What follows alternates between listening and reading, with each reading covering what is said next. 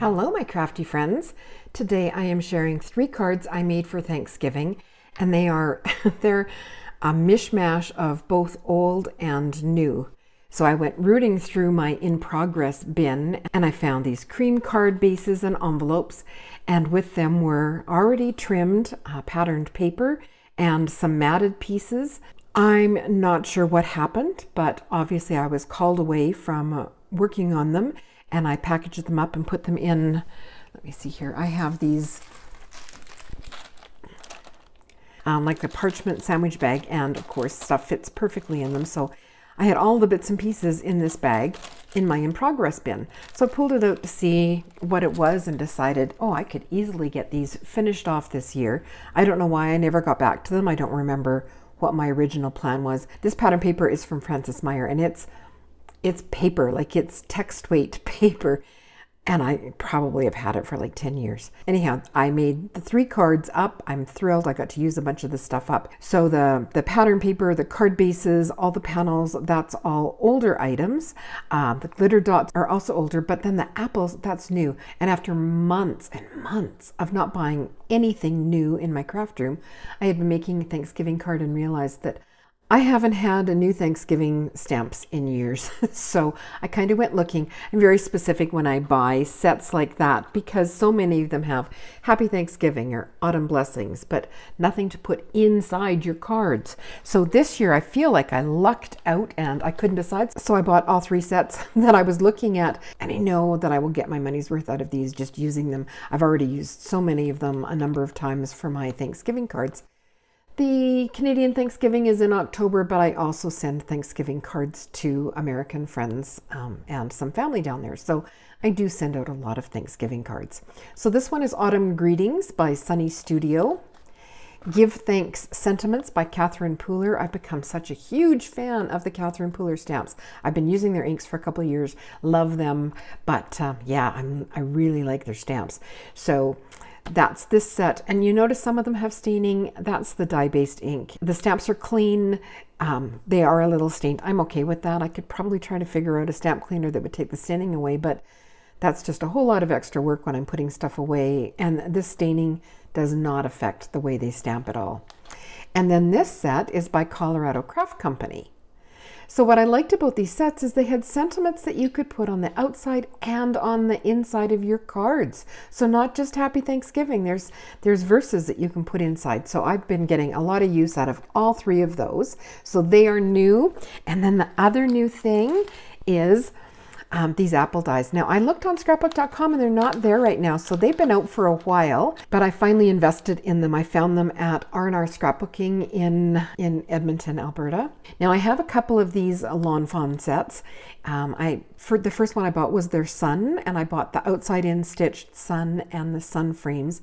Had so much fun with those and still do.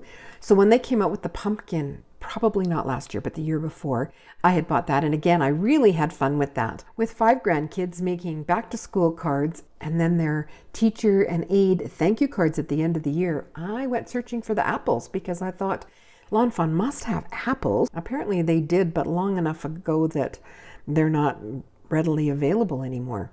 Anyhow, so I have the stitched apple frames and the outside in stitched apple. So the outside in has the cut line, but a stitched line on either side of it. So the fall away piece has a stitched line, but then the outline also has a stitched line.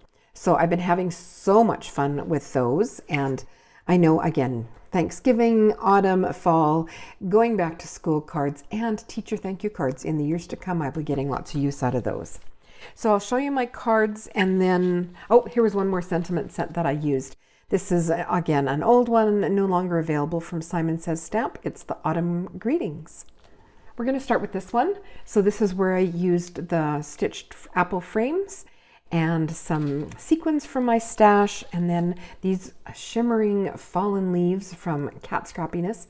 And I actually bought these to give a friend, and then I had bought us each a package. And I can't find mine. I don't know where I put mine, so I had to go and grab hers to use it. And I'll have to do a deep dive in my craft room to find the ones for her. But I just loved how pretty they were. Now, as I said, All of these panels were cut. The green cardstock was in there. The rust cardstock was in that bag. So I just kind of assembled them according to the pieces that were already cut. And then for the gold bits, this is a gold peel-off border. Probably this one is from Ecstasy Crafts. I know I have a whole bunch of them from Elizabeth Craft Designs that I use. I don't think they're carrying them anymore. Ecstasy Crafts in Ontario, Canada carries them, and you might be able to find some at Stamp On It in the US, as well as these peel-offs are also available in the UK. So that's this card here. And then I kept things fairly simple inside. There's the Thankful for You from Simon Says stamp, and also the Happy Thanksgiving there, some washi tape and some gold narrow tape. Now that gold narrow tape, I had bought that on Amazon and I'm getting a lot of use out of it. So there's some more borders there, and the glitter dots, and I've shown these before. These again, I started using years ago from Elizabeth Craft Designs. So what you would normally do is peel this off, and then you have all of these beautiful stickers. They adhere like stickers, but they're completely flat. So you get lots of sparkle, but no bulk from, as you would with sequins or gems. I have restocked my supply, but I use them all the time. So Ecstasy Crafts has got some. So I've restocked my whole supply of glitter dots. This rectangle here is from Cat Scrappiness. They have a stitched sentiment rectangle die set. I've had that for quite a while. And then there's one of the apples there on the front. And then inside, I just did a simple box pop-up. And I did a tutorial on, I believe it was September 13th, on how to do a simple box pop-up. So this is another one of those. This is the fluted circles from Spellbinders. And you can see here, so I die cut the apple from the center of the circle, so you can see the stitch line on the outside of the cut line, and then inked some pattern paper with some of the Catherine Pooler inks and a blending brush, and that was on a smaller circle, so you can see here that it's just layered behind that apple-shaped opening, and then I added the leaves and some twine. So some room there. I stamped in the center, and there's another Thanksgiving card. And then this one, I was really excited about this one because it uses another new item in my craft room. Front first has got an apple, some glitter dots. The Happy Fall is pink and Maine, and it comes with the shadow. So here I've cut it out of gold foil cardstock, and then white cardstock for the script portion. And then I just lightly inked the top and the bottom with blending brushes. But check out the inside. How fun is that? So this is from Karen Burniston's last release, and it is the Twist Flower pop-up. And it's very similar to her original Snowman Twist Circle pop-up, but the footprint is quite a bit smaller. So you can see here, it's fitting in a slimline size card. So a 3.5 inch width. And she has a tutorial on fitting 3 of them in. On new fun folds, I will often do a prototype just with stuff laying around on my stamping table. So some old cardstock and then just a scrap of white cardstock, and these were pieces. So I mean, this is not a card, but I keep it in the packaging so it will remind me how the card goes together. And when I did this, I thought, I realized that I didn't want it centered. I wanted my mechanism higher up the card as I did on that one.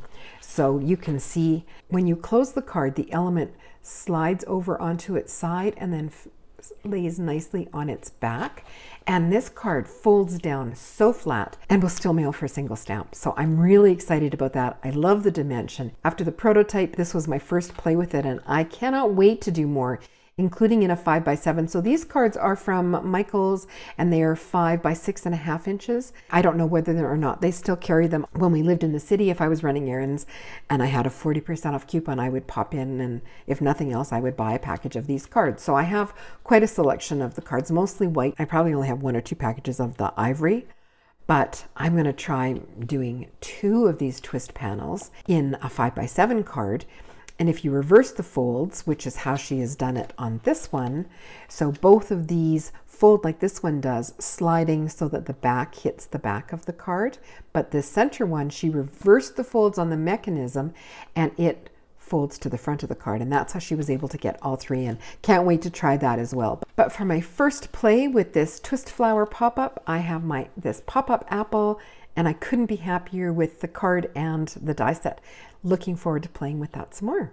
So there are my 3 kind of fun cards for Thanksgiving this year, using old, using new, and after months of not buying anything new. And I wasn't begrudging it, there was nothing that was coming out that I was needed. I think I was feeling a little overwhelmed by the amount of new product that was continually being released. I just kind of shut down and went, I just don't need any more. I did not feel deprived. I would look at the emails when they came in and decide that no, that was just yet another product that I would add to my craft room and not get enough use out of. But now I have some fun new goodies in my craft room and I am really enjoying them. I have some more from that last release of Karen Burniston's, and then yesterday, so I'm filming this I don't know if I mentioned, but I'm filming this on September 12th. And yesterday, the 11th, Karen Burniston had a new release sneak peek showing. So there's some really fun dies in her next release that I might be adding to my collection. But for now, I'm going to really enjoy this twist flower pop-up. And while I am not ready for fall or heaven forbid winter, I am going to work on some Christmas cards using this die set. If you enjoyed my video today, please hit that like button. It is such a help for YouTubers. Subscribe to see more. And that's it for me today.